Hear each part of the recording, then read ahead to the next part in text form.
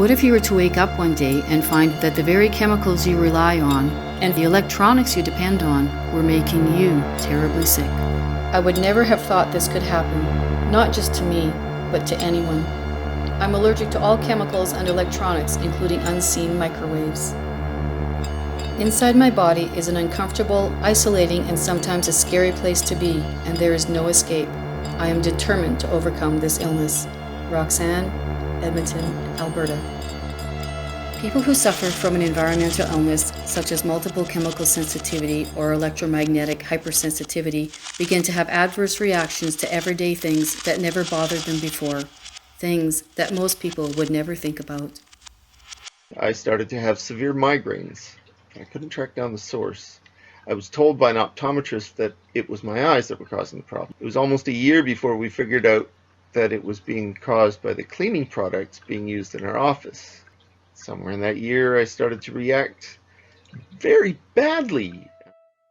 Even minute amounts of everyday things like perfume, paint, building products, cleaning supplies, and radiation from wireless and electrical devices can result in adverse reactions ranging from simply irritating to debilitating or even sometimes lethal. I was a graduate student at Georgia Tech in the late 90s, and it was spring of 1998, and they found some termites in my office, and they sent a company in to spray. I got really sick, very dizzy, kind of flu-like symptoms. Just felt I couldn't work, I couldn't concentrate. The doctor basically just said, well, you'll probably be okay, call the Poison Control Center if you have more questions. But, if you go to your doctor and they don't know anything about your illness, it puts you in the position of having to do your own research.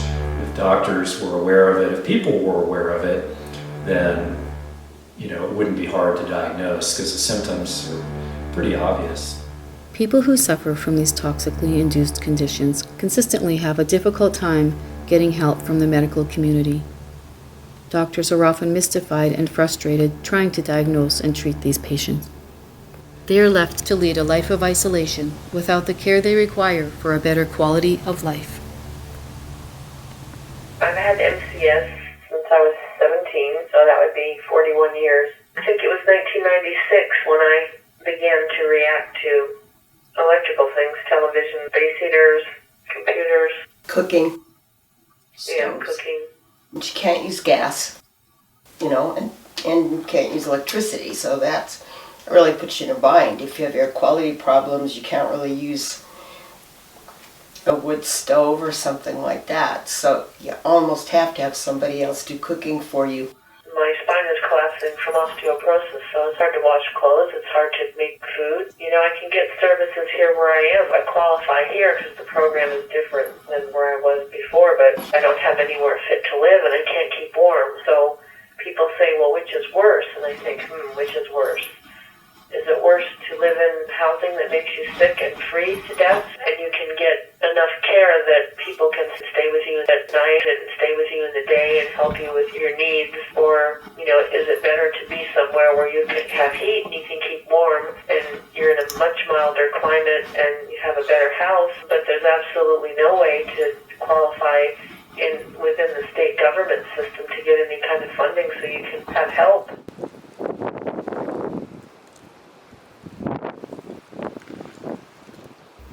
These people are needlessly suffering.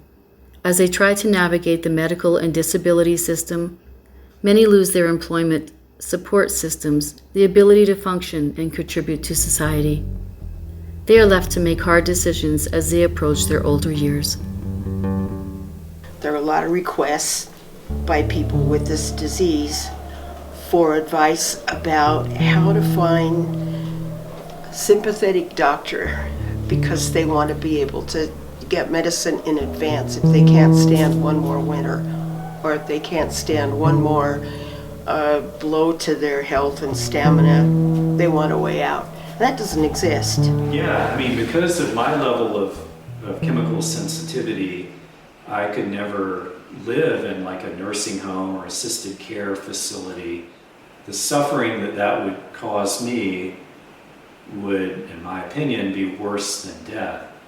So if it got to that point, and I don't have the resources, I don't have the money to hire in-home care, so the reality is, I expect that at some point I may have to, end my own life, because I just don't know what the alternative is. Most of all, I would like to feel I have value. Vicky, New York City, USA. I'd love to do the stuff I used to do. I'd love to be the person I used to be.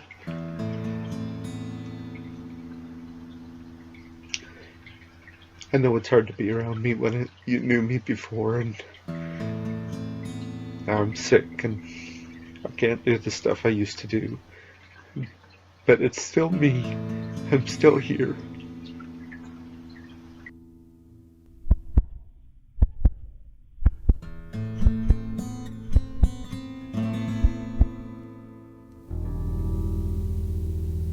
Patients with environmental illness and multiple chemical sensitivities are slipping through the cracks of the healthcare system. The World Health Organization could save many lives from this tragedy by assisting with acknowledgement and education to aid in early diagnosis and treatment of this medical condition. Acknowledgement that comes with a proper International Classification of Diseases code would open the doors for medical institutions to recognize, gain resources for, and treat the disease at earlier stages, minimizing the chance of it becoming severe. The credibility of having an International Classification of Diseases code would encourage medical personnel, employers, and friends and family of sufferers to view the disease more seriously, maintaining a stable support system for those living with these conditions. I'm not a professional, and I can't help people except to say,